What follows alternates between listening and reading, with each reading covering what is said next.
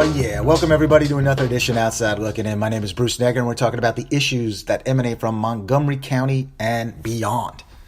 Today they're going to be issues that just emanate from my cranium. I've been very serious in all my podcasts lately, but we're just going into some things that just bother me a little bit. And what bothers me the most is new and improved. The term new and improved. Products are new and improved. I'm at Safeway, I'm at the giant supermarket, I'm anywhere. New and improved. You know what that says to me, new and improved? New and improved says to me, new marketing scheme. Let's change how the bottle looks. Let's make it look different. Now it's new and improved. Whatever happened to old and good? Old and useful? You know, I'm as I mentioned in some other podcasts, I'm on my way to being 50. And there used to be a skit on Saturday Night Live. Dana Carvey used to do it. I thought it was funny when I was 18 or 20 years old, but it's even more. It was funny then. It's poignant now. It's about the angry old man or the angry middle-aged man, right? It's like, I don't want kids on my lawn. I don't want the bikes. I don't want the noise from the kids. But I do know about escrow. And that's the way I am right now. You know, I'm sort of becoming a curmudgeon. But I also feel like I'm stuck in the middle. No, in this world of technology, what's happened is that I think the line of demarcation for me started as early as 1986 and 1987. I graduated high school in 1986. And there were guys who were graduating high school in 1987. I was a senior in 86. I was in a math class, Mr. Malloy's math class. It was calculus or something like that. And I'm sitting in the back with the rest of the seniors. Cool guy. I'm like the Fonz in the back, right? How's that for a reference? But I'm in the back with all these other guys. We're shooting spitballs, writing notes. Yeah, Mr. Malloy. Mr. Malloy was known for letting people slide. But the thing that happened was we weren't smart enough to realize that there were 11th graders in this class. Mr. Malloy is not going to let anybody slide. So all the seniors for the first quarter, doing nothing. You know, we got by for the first quarter, no big deal. Second quarter comes. What happens? Things get serious. Mr. Malloy, all of a sudden, he decides to start teaching. This probably came after a parent-teacher conference night or something, and all the 11th grade parents were saying, my kid is not learning anything in your class. So we got guys like Ronnie Schultz in the class. I'm dropping names because this is how vividly I remember it. So a guy like Ronnie Schultz is there taking copious notes, diligently doing all his work, and me and all the seniors in the back doing nothing. I mean, doing enough to get along and pass the test and stuff like that. But Mr. Malloy's not going to slam the hammer on us. Lo and behold, the hammer was slammed. That's where I learned. You know, I failed a quarter period marking or a quarter period final or test in that quarter period. And I was like, uh-oh. My dad found out about it. He went ballistic. This was a life lesson. You know, never to be lazy again or to disappoint my dad like that again. But he made me stay home. He found out like on a Thursday or a Friday. He goes, you're banned. You're grounded throughout the weekend.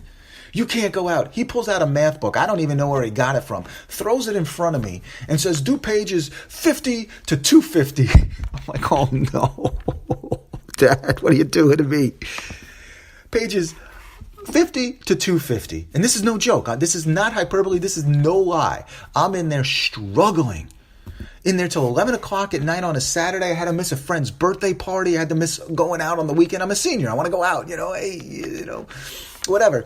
So I'm in there doing all this stuff, filling notebooks full of stuff, looking up formulas I didn't even know how to do yet. My dad had no idea what he was giving me in terms of the homework.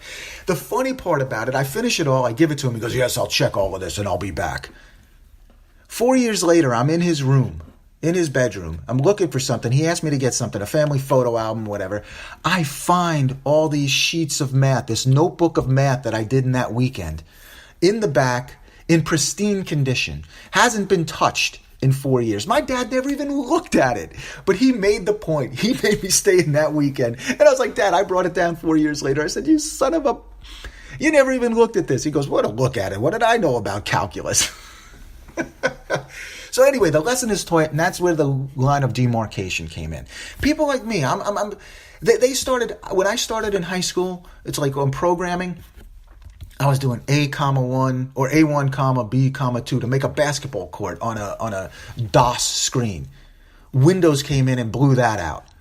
I remember my brother saying, I was trying to learn Lotus 1, 2, 3. My brother comes in, he goes, don't even worry about it because don't worry about that. He goes, there's a new program called Excel that's just, you don't even need to know Lotus anymore.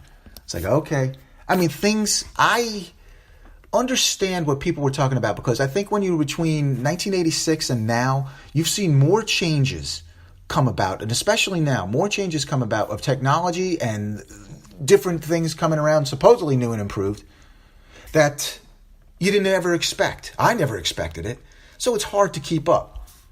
It is hard to keep up. If you got a family, if you got a job, you're doing things, it's difficult. But anyway, I'm acting like Dana Carvey is the old man or the middle-aged man. I know about escrow. I'll tell you that. But anyway, so new and improved. You know what new and improved says to me? And I'm sure probably already said this, but it says to me, just new marketing plan. Let's take down what we've had before, revive a brand marketing, brand. The word brand. Boy, if we could get rid of that, I'm a brand. You're a popular player. You know, Jumpman is a brand. Michael Jordan wasn't a brand. You know what I mean? It's just that people are so willing to put marketing terms to things that have real breathing, that have life.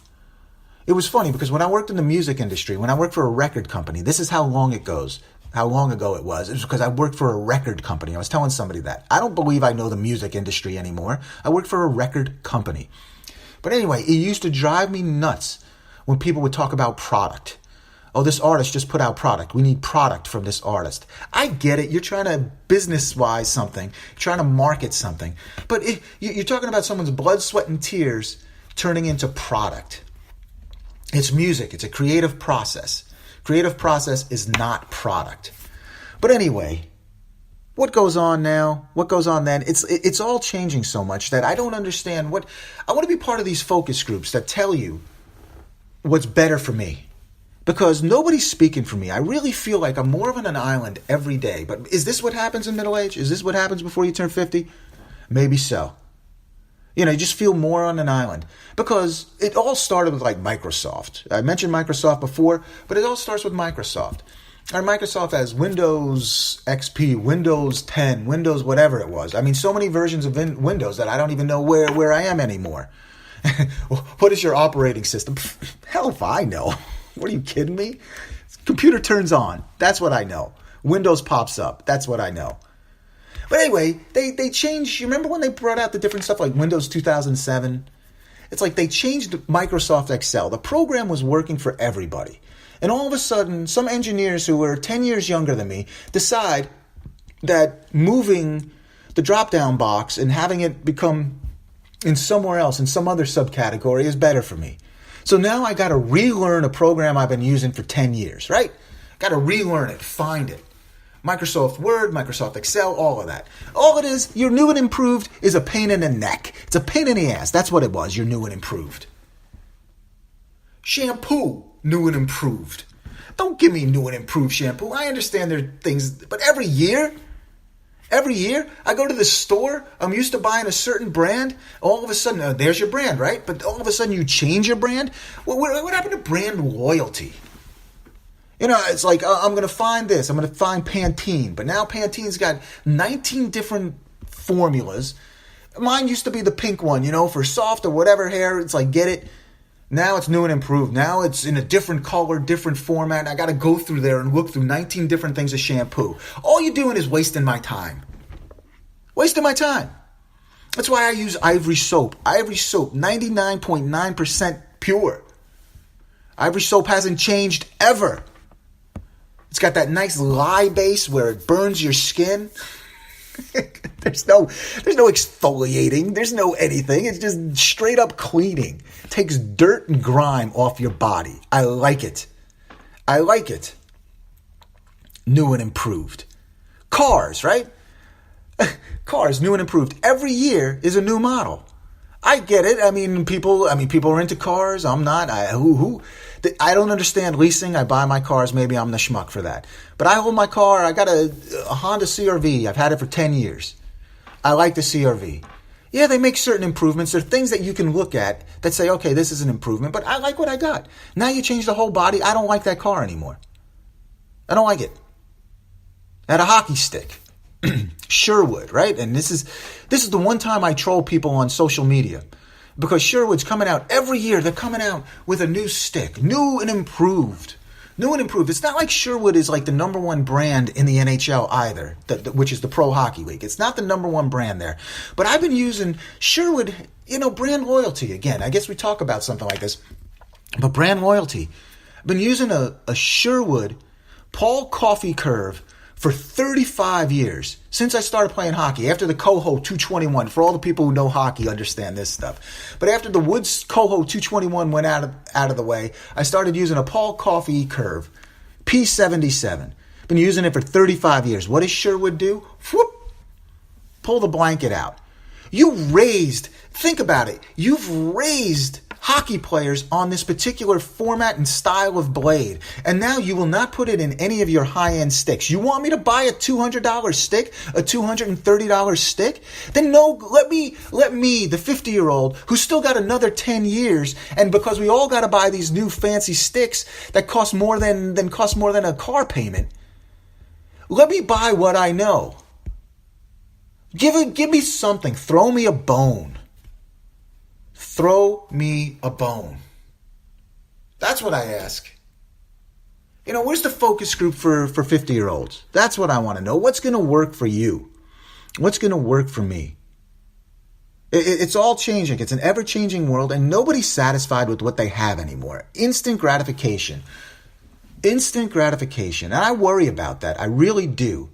I really worry that people overnight think that things have to change because they don't like it.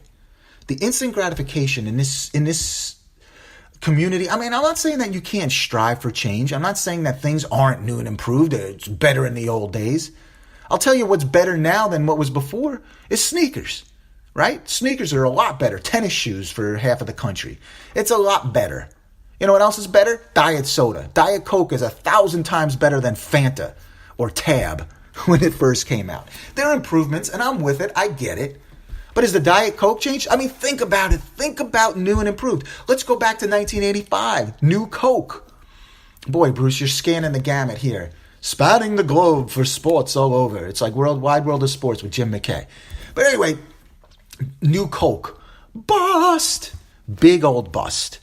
Let's go back to old Coke. Oh, it was a great marketing scheme because now New Coke and old Coke have bigger shelf space. Oh, stop it. Someone made a huge mistake. Someone tried to pump life into a brand that didn't need it.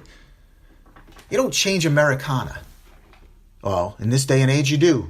Whatever it is, whatever upsets anybody, let's go out there and change it right away. Create a internet campaign, change.org. People are so damn lazy, they don't even want to get signatures anymore. They just want people to go on the internet and press a button and say, I agree with this point. So change it. There's got to be some work put into something from now on. But this new and improved. I had something written down about financial. I don't even know. Oh, financial. The credit cards. That's what I was trying to say. When I grew up, the green card for American Express, that was the card that you had. Don't leave home without it. The green card. Does anybody carry a green card from American Express anymore?